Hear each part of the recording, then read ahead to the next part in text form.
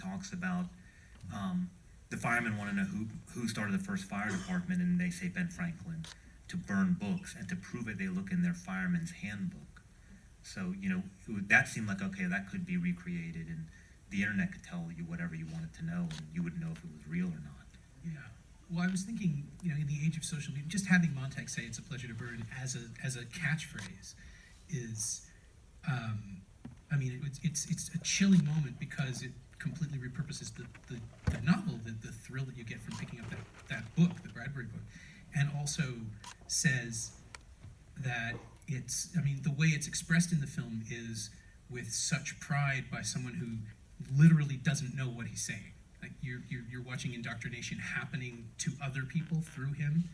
And yeah, as you say, if you control history, if you write your own version of the past, then the present is whatever you want it to be. But Yeah. It's terrifying. Well, and also Bradbury in the novel said that the fire shows were shows, and that the firemen almost weren't needed anymore. It was more for the show of it all. And he said they happened at night.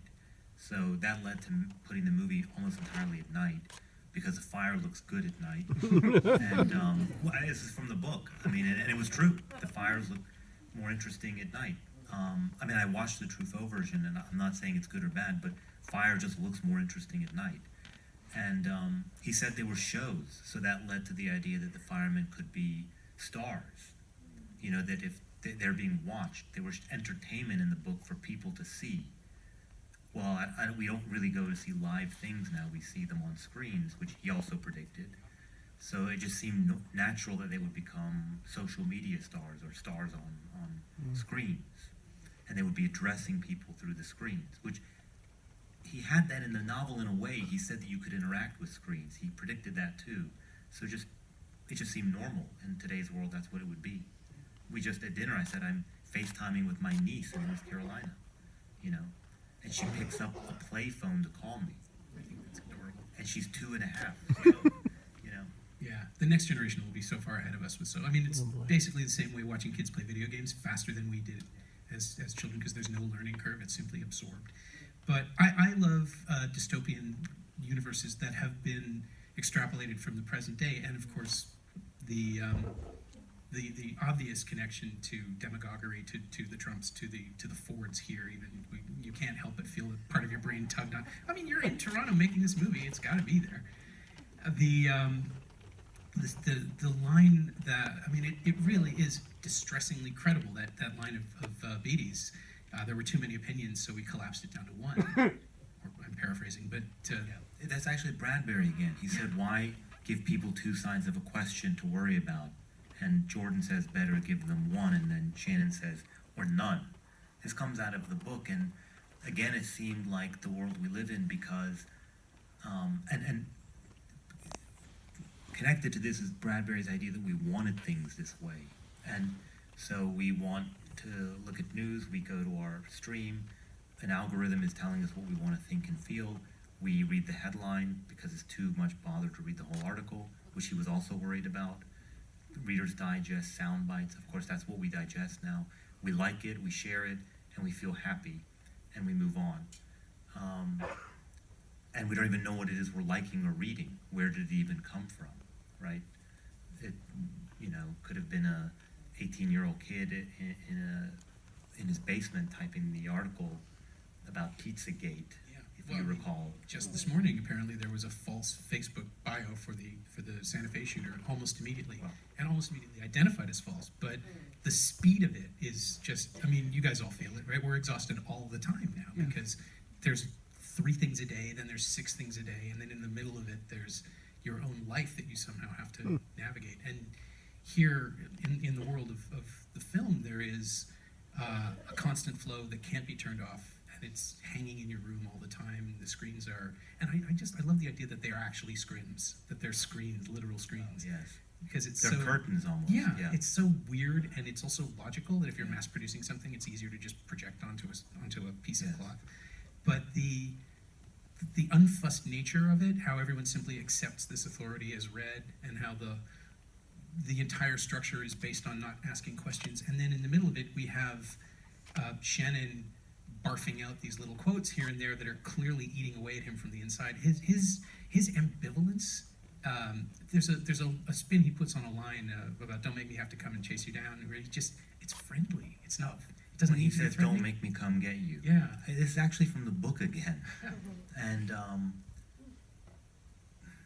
with Mike, because of my second film with Shannon, they're two Mikes. I Yeah. should say their last names. This is my second film with, and I call them both Mike. This is my second film with Shannon, and it was always, I don't have to direct much. The note with Mike Shannon was always, remember you actually love this guy, and encourage him, don't lose him, bring him back into the fold. So even in a scene like that where Jordan is trying to resign, he legitimately wants to try to get him back, but he's, of course, very concerned that he's losing him, that he's going to cross the line, that he can't bring him back. And I think he's so terribly lonely. Everyone in the movie is very lonely. They have no connection to anything. To me, when I would see the movie over and over again, because you're editing it and trying to work on it, I very much always feel something when Clarice touches his hand, when they're touching the harmonica, because no one touches except for to beat each other up. There's no one has any connection. And Shannon always seemed very lonely to me, the character, and he, I think, was hoping that he could get Jordan's character to hang around long enough to start feeding him scraps to read and just have somebody to talk to. As he says in the movie, I would rather go with my brother in the darkness than go alone in the light. Meaning he doesn't have the ability to free himself. Yeah. He wants someone to be with him in this trap. Yeah, he's playing the tragedy of it, and the other Michael Jordan is playing a different tragedy. He's playing a personal sort of apocalypse because everything he believes is falling apart, and there's nothing else but resistance. Except, I mean, it's the concept of resistance. That, you know, again, the inhabiting of a novel in a person is straight out of the book, but it's such an alien concept now. Again, because why would we need to do that? Why would anyone? I can't even memorize a news story, let alone a novel. No one can remember their partner's phone number. Yeah, we've surrendered all of that already. We were trying to remember the name of a film that we both had seen and enjoyed. It's just I've been to LA so many times, but I don't know how to go from one place to the other without the telephone telling me how to do it. Yeah. But I live in New York. Well, you have the grid Yeah, in New York, yeah. and the alienation. I wanted the books to be alien. You know, I didn't want to show a physical book for a long time. Yeah. You know, and then when you see the books, it's almost 1 minute long shot around the attic to show them, and I wanted it to be like some water in a desert that you were waiting to see them, and when you see them, they just seem so foreign. And the firemen and their costume doesn't make sense next to the book. They just seem so. Even to me, their costume seems violent next to the books.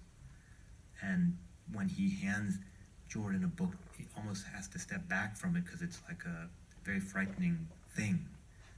And I think everything about physical things in the movie seem foreign to them. The touch of the hand, the leaves that have wind.